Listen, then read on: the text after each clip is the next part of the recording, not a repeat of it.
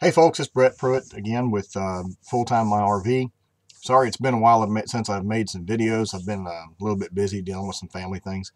And so here we are today. I'm going to make probably about 2 or 3 videos and get them up because there's been lots of good questions that I've seen on the site.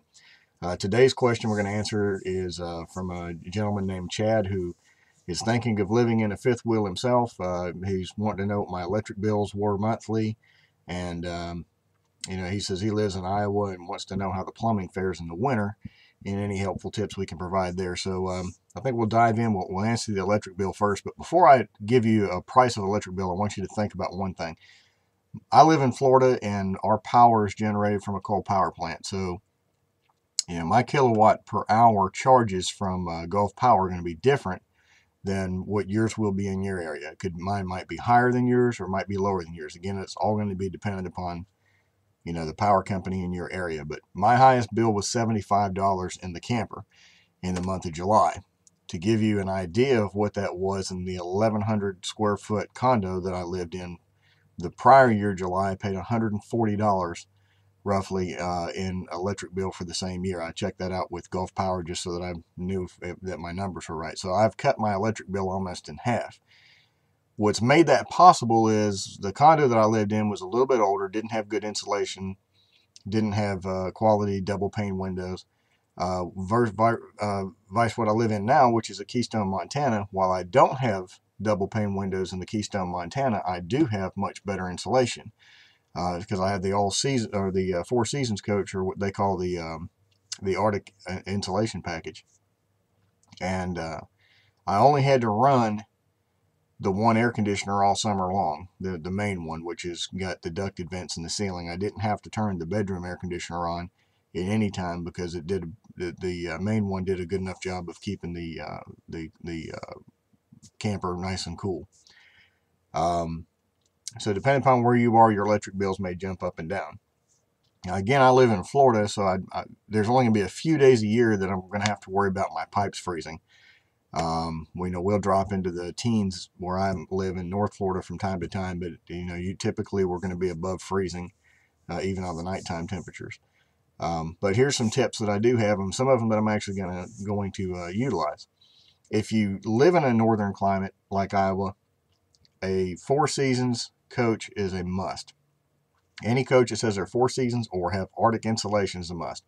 Does two things for you. One, they've got good insulation already around your internal water pipes that are exposed to the outside or exposed to cooler air. Two, they typically heat the basement areas of the coach, which heats both your water tanks and your water lines.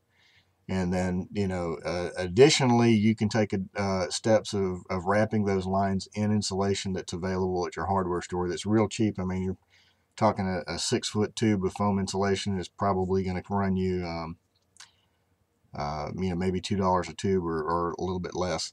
Also, in cold climates, keep your water faucets running a little bit. This may cause you to have to keep your gray water tanks valves open, or at least partially open, which a lot of us don't like to do because you may have sewer gas backing back up. If you're at a place where you have to use dump tanks, be advised that you want to have a slow trickle on that because it's going to fill your tanks up pretty quickly. You're going to be dumping them every day. But there are things that you can do for the Arctic insulation. Additional tips on that is don't forget about your outside water line.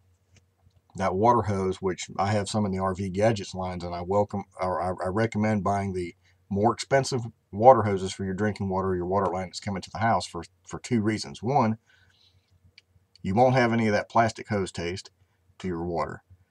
Two, you won't have any leaks anywhere in the pipe because the cheaper ones leak all the time. I've had to buy it. The one I bought was about $30. And three, it's a thicker grade water line, so it's going to be a lot more durable. Now, insulate that outside water line. Whether you put it in a blanket of insulation, there's all kinds of outdoor insulation that you can use, or if you put it in the tube casing, insulate those water lines, and that's going to help you out. Over the nighttime hours where you're not going to be using water, consider turning the water off outside, disconnecting the hose, and draining the water out of it. This way you don't have any water build up inside the pipes that could possibly break the hose or break the inside water lines. and run your water faucets and that until they run out of water. And then in the morning when it's a little bit warmer, you can hook them all right back up again. So I hope this video was helpful.